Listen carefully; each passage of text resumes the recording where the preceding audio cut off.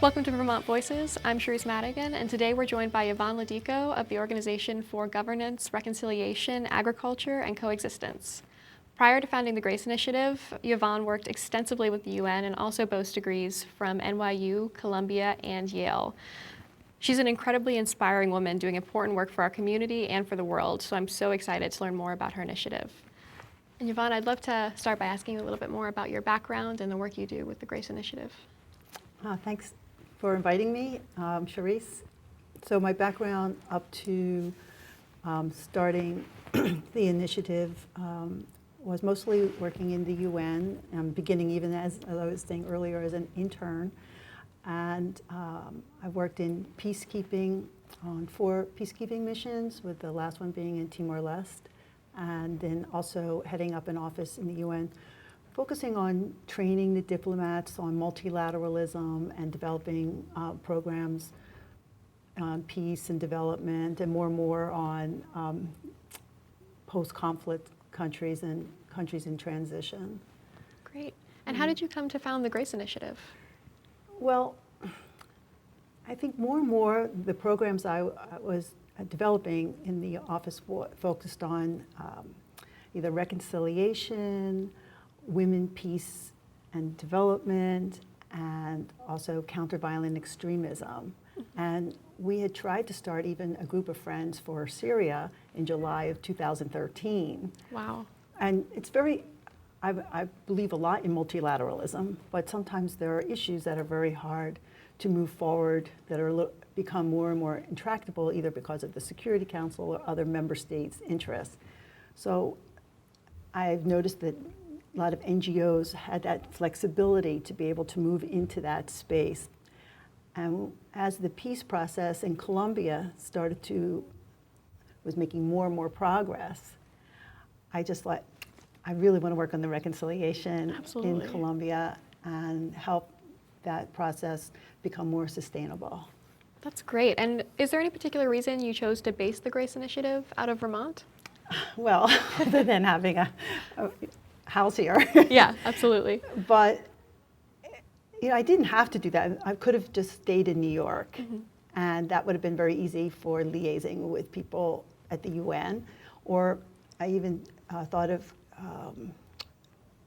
organizing it in New Haven with the Yale Divinity School. Oh, wow. But I noticed that people here, as almost like a little bit of an outsider, because I wasn't always living here, there's a lot of peace building going on, whether people recognize it, not even like from a town hall meeting. That is something for a post-conflict peace context that is really important for them to incorporate. The sense of governance and community building. And then also community-supported agriculture. And also there's a lot of accountability and governance here. People really ask questions. And I thought there's so much going on here. This would be an important lesson to incorporate in peace building. And Vermont has a great reputation in that. So even last year when we had this retreat, some of the diplomats, they came just because of Vermont's reputation. Wow. And one of the diplomats even said, who comes from a country that's dealing a lot with violent extremism, if we had more programs and this community building, community trust building that Vermont has, we may not even have violent extremism. That's good to hear. Yeah. Absolutely. And have you found a lot of community support in the area? I think more and more. When I first did the retreat, when we organized the retreat, we did this with a group of 77 and Thailand, the permanent mission of the Kingdom of Thailand. Some people were like, what are you doing? But then other people said, wow, okay. Yeah. And they were so impressed with what is happening in Vermont that I had the idea in the beginning that if these diplomats saw that it was worthwhile, then we could move forward. And so that's how it happened. Yeah, but pretty much now everybody is supportive. That's really great to hear. Yeah. And do you think that having the GRACE Initiative here has any real pronounced benefit for the region? Well, I think hopefully it will. Yeah. Because for, say, the project for Colombia that I know that we're going to speak about afterwards, we want to use community-supported agriculture, and we've talked to Vermont Farmers Food Center. Wow. And they are really ready to go and help out and help train female ex-combatants on setting up a community-supported agriculture. So I think that we will be able to even employ people to go work in like post-conflict country. Wow. And help them train about Vermont, and then some That's other, incredible. well, hopefully. Yeah, no, that's great. So could you give me a little bit of background on the work that the Grace Initiative does overall? Well, I think we're doing several things. We're focusing mostly on reconciliation. Okay.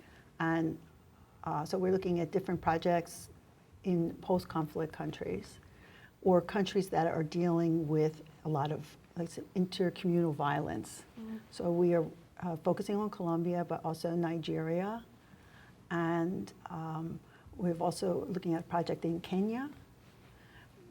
And so they're all reconciliation, sort of, but one is post-conflict and the others are dealing with bringing people together to counter the effects of violent extremism or preventing violent extremism. Wow, that's great. And the project I wanted to speak to you most about was the work with ex-female combatants at the FARC. And the statistics I read said that 40% of the combatants with the FARC are women. Can you tell me a little bit about their experiences in general, or why the Grace Initiative decided to work on their behalf? Yeah, well, as I said, I was focusing on reconciliation, and we were going to put a proposal together for restorative justice for Colombia. Mm-hmm. And I don't know, I was talking to people, and then I started to realize that one area there was a lack of focus in mm-hmm. was the female ex-combatants. And in the context of Colombia, it's not a small percentage of the ex-combatants. Yeah. And so the reintegration, or it's part of the disarmament, demobilization, and reintegration, that is the key, is one of the most essential components of moving forward in peace. Mm-hmm. Because if that process doesn't go well, then it doesn't bode well for other aspects of social cohesion. So it's important to focus on that area. And then I thought the women play such an important role in a community, and most of them are either heads of households or have children. Mm-hmm. And so they carry a lot of responsibility moving forward. And at the same time, the female ex-combatants, their position it's not like they're the most holy people. Yeah. They've been perpetrators of violence, and they have been victims of violence. And often they were victims of violence when they left their homes. Mm-hmm. And that's why they decided to become a guerrilla fighter. I mean, there's many different stories, but as a guerrilla fighter, they had to deal with issues that were also pretty traumatic. Yeah, I can't imagine. I know a lot of female soldiers are exposed to issues of mass rape or forced abortion or adoption. Do you think that poses a problem to reintegration necessarily? Yeah, I think, well, there'll be definitely their own personal obstacles and challenges for reintegration. And they have also challenges going back into a community. Yeah. People are not necessarily going to trust them. So that's why we thought that we would have a restorative justice program that's not only about healing and not only about forgiveness, but about also building trust with the community. And that's why we moved off to the idea of having community-supported agriculture. That's great. So what are the kind of specific aspects of that plan? Okay, so the aspects of that plan are to build the Centers for Healing and Transformation.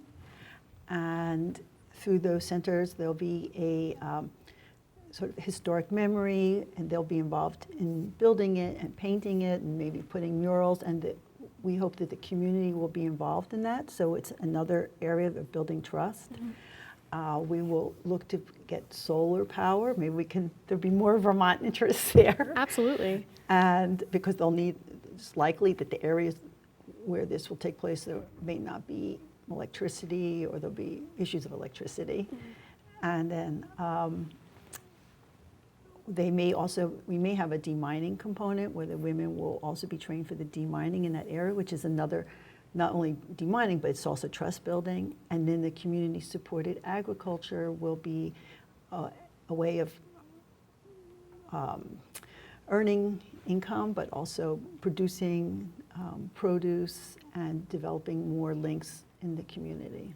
That's great. And is there any interface with the United Nations on this project? Well, first we are joining with another humanitarian group, which we're feel very blessed, called Caritas. And Caritas was also involved in the peace process, so they are a trusted partner. But as an implementing agency for, let's say, getting funding and so forth, we will also work with UN Women. That's great. Yeah. Absolutely. And how do you think that this goes towards the UN Development Goals for 2030, this project in particular?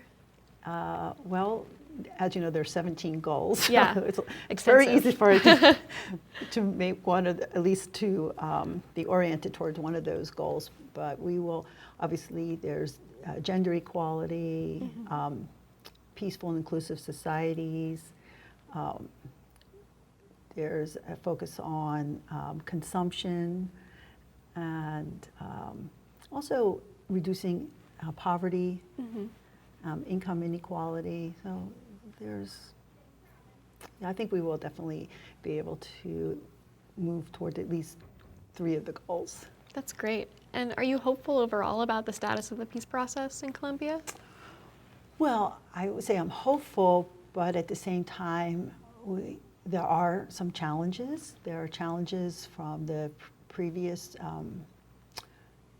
presidential administration, and they feel that the integration of FARC, the former guerrilla group, into the political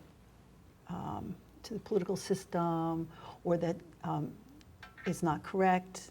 And they feel that too much emphasis on restorative justice and transitional justice is not punitive enough.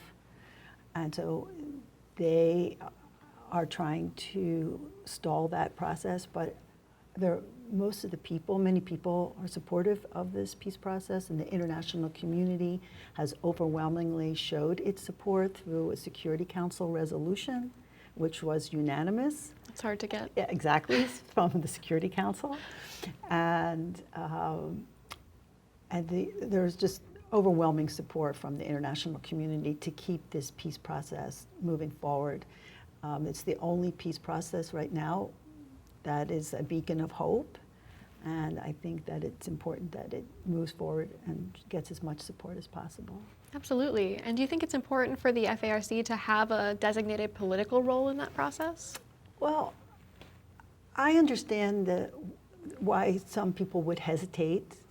They've been, a criminal force. They've been a destructive force. They've been a force that people don't trust, and for very good reason.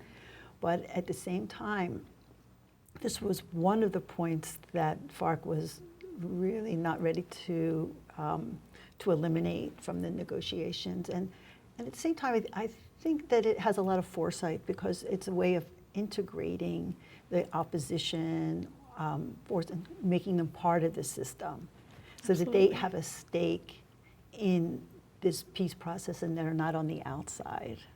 Has that happened a lot in other peace processes? I think it more and more they realize that if the opposition stays as the opposition, as a force to maybe obstruct the peace process, and like the early missions are like this winner-take-all type of peace agreement doesn't bode well. And in Timor-Leste, there was an integrated political settlement, so that both sides would be involved in the government. And so, yeah, I think it's more and more. But the peace process in Colombia was, this agreement came about after 4 years of negotiation. It wasn't something that was just pushed through. Yeah. And they had a database of all peace agreements, and they analyzed what went right, what went wrong. And Wow. so there's a lot of thought that went into this peace process. Very in-depth.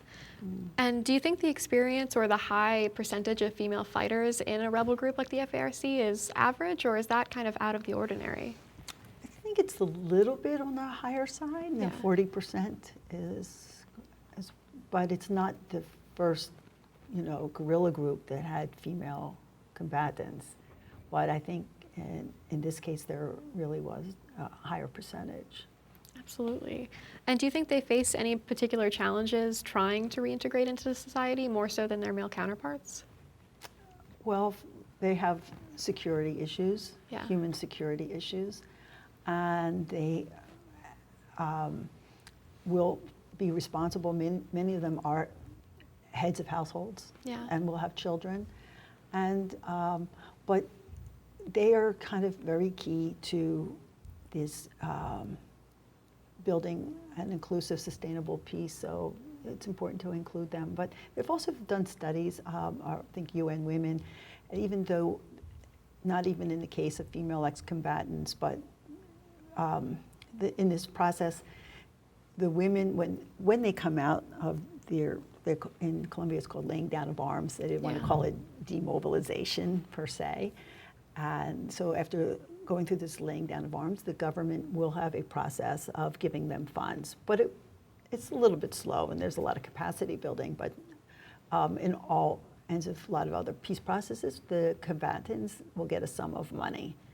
And they found statistically that when the men are given money, it is kind of consumed a lot faster than when the women, and the women are actually more careful about making sure that the funding goes through the family and so forth. So it's important definitely to focus on the women in the reintegration process. I agree.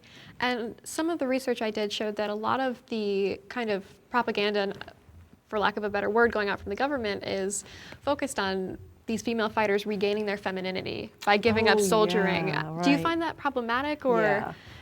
In fact, when we did this launching of this program at the UN during the Commission on Status of Women, we had a presentation on that and showing slides. They had them in their guerrilla fatigues, and then next time in little short shirts with a really bright red lipstick. Oh, yeah. And that didn't really go over very well, even in the whole Colombian society.